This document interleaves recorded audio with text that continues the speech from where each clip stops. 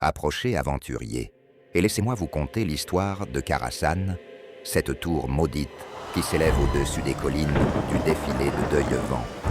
Les murs de cette forteresse de pierre ont été témoins de grandeurs insoupçonnées et de tragédies sans nom. Et ces couloirs résonnent encore des murmures de ceux qui ont osé défier ces secrets.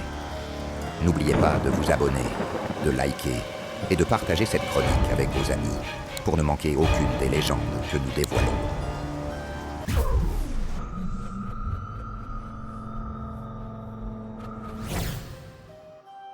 Kharasan fut érigé sur un nexus d'énergie magique convergent, un lieu où les lignes telluriques du monde se croisent et où le voile entre les réalités est mince. Environ 600 ans avant la Première Guerre, la gardienne Egwene, devenue méfiante envers le conseil de Tirisfal, chercha un refuge secret.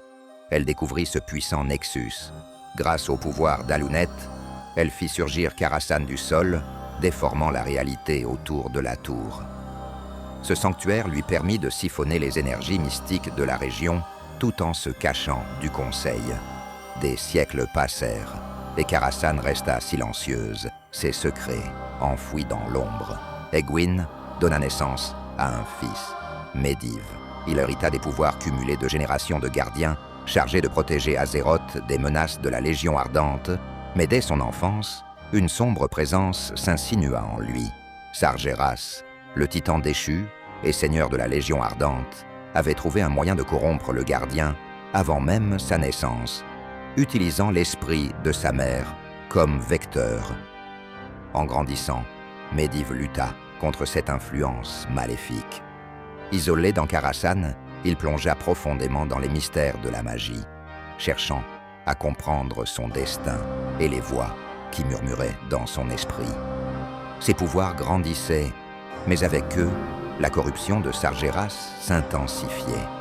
Sentant une obscurité grandissante en lui, il crut que son isolement en était la cause.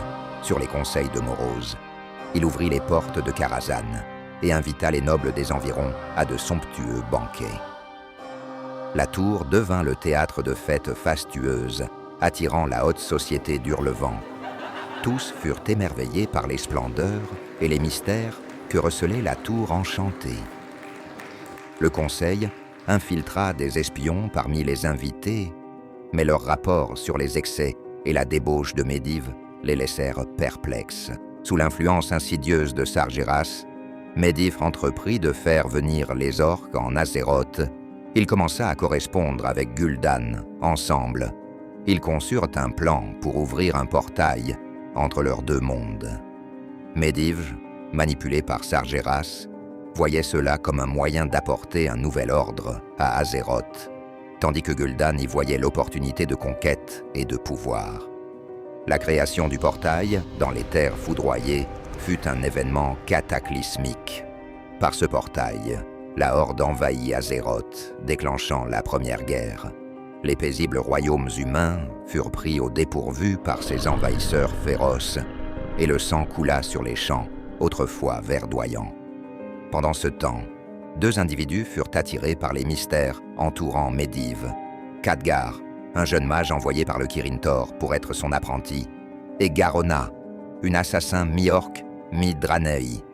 Ensemble, ils découvrirent la vérité sur la corruption de Medivh et le rôle qu'il jouait dans l'invasion de la Horde. La confrontation culmina dans les profondeurs de la tour. Khadgar, confronté à son mentor devenu ennemi, il dut prendre des décisions déchirantes. Avec l'aide d'Anduin Lothar, le champion d'Hurlevent et ami de longue date de Medivh, ils engagèrent un combat épique.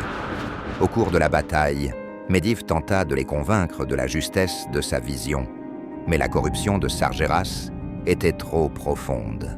Le gardien fut finalement vaincu et sa mort plongea Kharasan et ses environs dans une sombre malédiction. Après la mort de Medivh, Kharasan devint un lieu abandonné, mais loin d'être inactif. Les puissantes énergies magiques qui y résidaient commencèrent à altérer la structure même de la tour. Le temps et l'espace y devinrent malléables. Des échos du passé et des fragments du futur se mêlèrent. créant un labyrinthe temporel où les lois de la réalité étaient brisées. Des créatures, des ténèbres, attirées par la magie résiduelle, envahirent les couloirs. Les esprits tourmentés de ceux qui étaient morts entre ces murs ne trouvèrent jamais le repos. Les salles autrefois grandioses de Kharasan devinrent le théâtre de banquets fantomatiques, de bals éternels où les invités dansaient sans fin au son d'une musique inaudible pour les vivants. Atumen le Veneur, jadis un noble chasseur, il est désormais lié à son destrier spectral, Minuit. Condamné à errer dans les écuries, il traque sans relâche ceux qui osent pénétrer dans la tour. La damoiselle de vertu, gardienne titanienne, elle se dresse dans les couloirs de la tour comme un obstacle impitoyable, infligeant des punitions sévères à ceux qui osent la défier. Morose, le majordome, fidèle de Medivh. Même après la mort de son maître, il continue d'organiser des banquets pour des invités fantomatiques dans la grande salle de bal, répétant inlassablement ses devoirs dans une danse macabre, l'opéra enchanté, un théâtre mystique où les contes prennent vie. Les partants spectateurs sont plongés dans des récits classiques, affrontant des personnages tels que Romulo et Juliane, ou le grand méchant loup. Le conservateur, un gigantesque automate arcanique chargé de protéger la ménagerie de la tour. Il patrouille les couloirs, éliminant toute menace pesant sur les trésors magiques accumulés par Medivh. Terestian Malsabot, un satyre perfide qui a infiltré la tour, utilisant la magie du vide pour drainer l'énergie des imprudents qui croisent son chemin. L'ombre d'Aran, l'esprit tourmenté du père de Medivh. Piégé entre les mondes, il répète sans cesse ses dernières incantations, créant de dangereuses perturbations arcaniques. Prince Malkézar, un seigneur démoniaque et raidard qui a pris possession du sommet de la tour.